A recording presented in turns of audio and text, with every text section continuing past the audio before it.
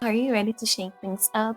This wildcard team has everything you're looking for: the perfect balance of form, fixtures, and differentials. This wildcard might just be your ticket to green arrows. Let's get into it. Nick Pope remains one of the most consistent goalkeepers, and his underlying numbers justify why he's still a trusted FPL pick. He's always been a high-volume shot stopper, capable of racking up save points even when Newcastle concede. That makes him an appealing choice for managers looking for steady returns rather than relying purely on clean sheets. However, Newcastle have managed to keep 5 out of 7 clean sheets so far, making their defense one of the best in the league alongside Arsenal. Newcastle's defensive setup remains disciplined, and with favorable fixtures ahead, Pope's mix of reliability and bonus points potential makes him a strong anchor in goal. The only slight drawback is that when Newcastle face tougher opponents, he can ship goals in bunches, which limits his ceiling. But if you're looking for consistency and high involvement, he's still among the best value keepers in the game. Petrovic is one of the more intriguing budget goalkeeper options this season. He's proven himself as a capable shot stopper for Bournemouth, and when they've kept clean sheets, he's often been among the top performers in terms of bonus points. His price point makes him ideal for rotation alongside Pope, ensuring you always have a strong option based on fixtures. So as a backup option, he's arguably one of the more secure budget picks available right now.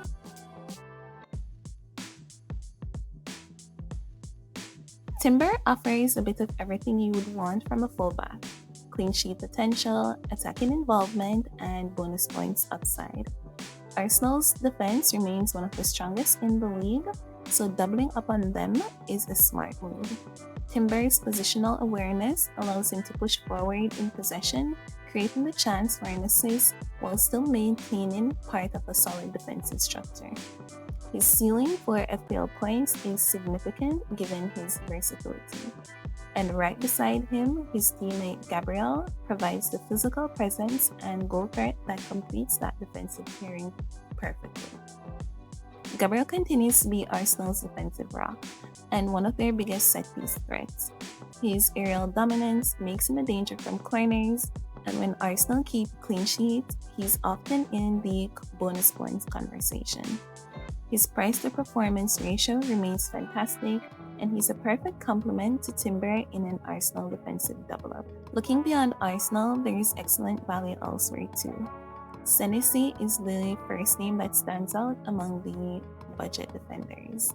He is quietly one of the most underrated FPL defenders this season. He offers not only clean sheet potential, but also attacking contributions from set pieces.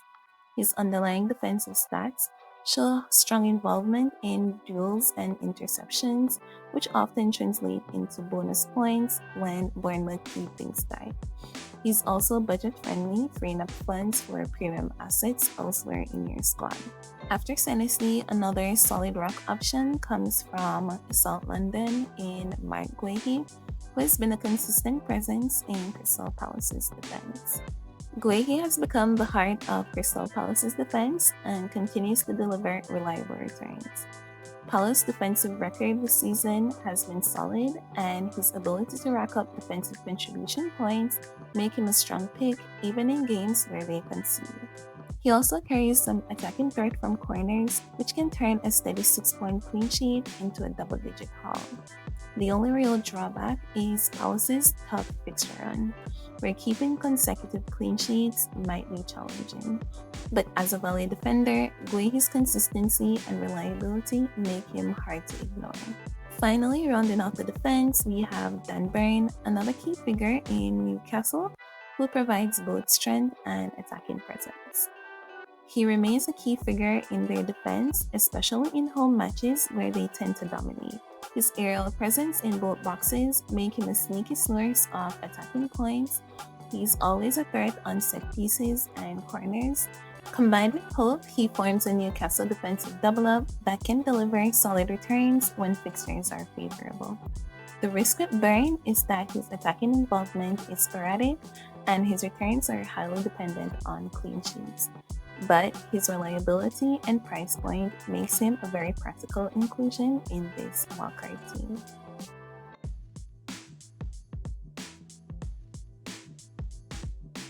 Semenya has been one of the breakout FPL picks this season. Listed as a midfielder but playing high up the pitch, he offers exceptional value for money. His direct running and willingness to shoot creates constant goal threat, and his form has earned him a massive surge in ownership among FPL managers. He's also passing the eye test every week. He's confident, aggressive, and well positioned to capitalize on defensive errors. His biggest limitation is that Bournemouth can sometimes struggle for a consistent attacking rhythm, but when they click, Semenya is always involved in the goals. Complementing him is Arsenal's main man, Bukayo Saka, who remains one of the most dependable midfielders in the game.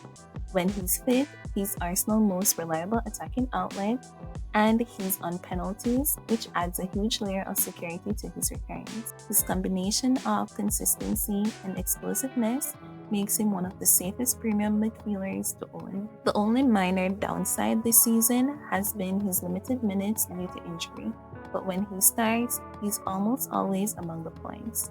With Arsenal's attacking fixtures looking favorable, Saka is once again a must-have in wildcard drafts.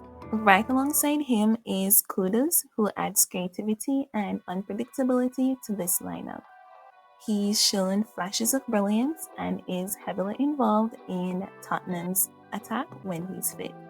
His ability to play multiple roles, winger, central attacking midfielder, or even a false nine, keeps him constantly involved in dangerous areas.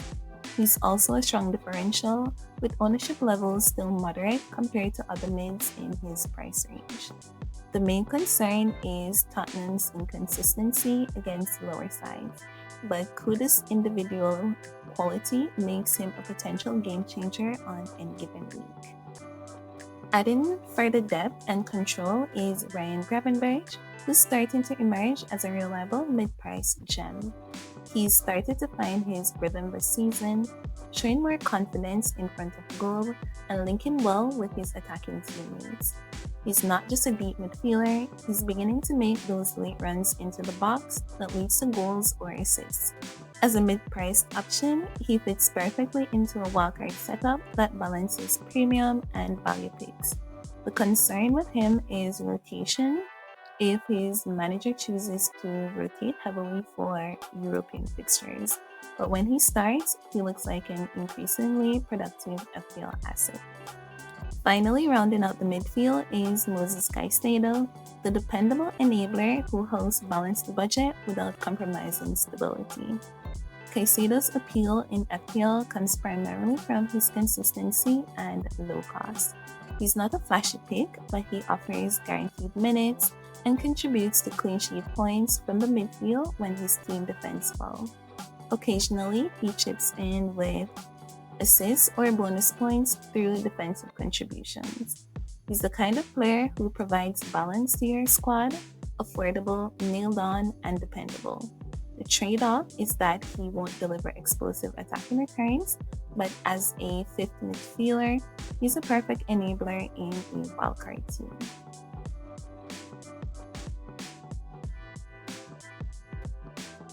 And finally, we move into the forward line, where this team blends the obvious with the bold.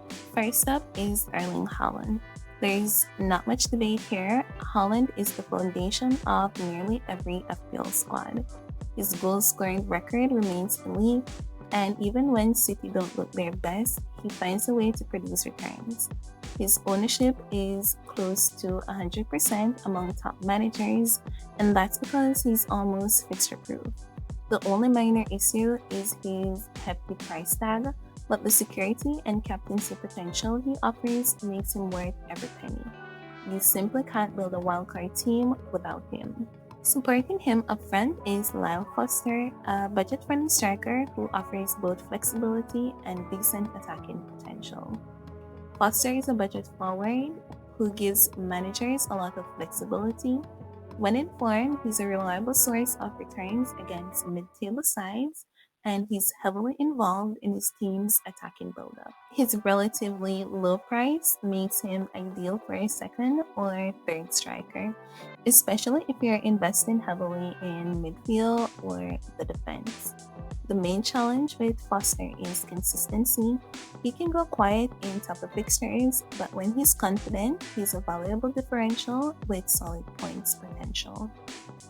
Walter is a very interesting pick, a low ownership differential who's shown flashes of promise early in the season.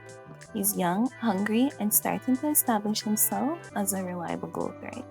He's scored in 3 of the 4 matches that he's played so far this season, so his upside is much higher than most players in his price bracket. And that wraps up this wildcard team breakdown. What I really like about this setup is the balance.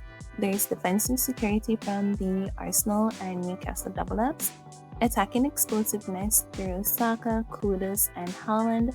Then there's a layer of value in players like Semenyo, Senesi, and Foster, who can all deliver strong returns without breaking the budget. It's a squad that mixes proven reliability with smart differentials, exactly what you want when you're trying to climb the ranks mid-season. Of course, every wildcard team needs a bit of flexibility. Keep an eye on fixture swings, rotation risk, and injury updates, especially for players like Saka or Petrovic. The key is to build around a strong core, then adjust supporting cast as forms and fixtures evolve.